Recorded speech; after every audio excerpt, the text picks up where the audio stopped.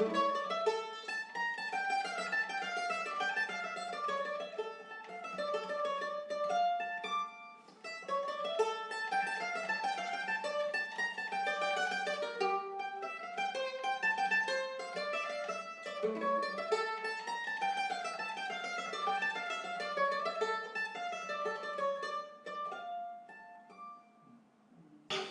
you familiar with Jethro Barnes?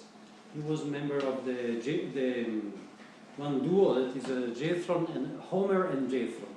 Oh, Jethro, yes. And they were very famous in the 50s and 60s because they were making commercials, TV commercials for Kellogg's. Yeah, but they were very fine musicians. And this is one little piece that I learned when I was very young, and the title is Reuben Sandwich.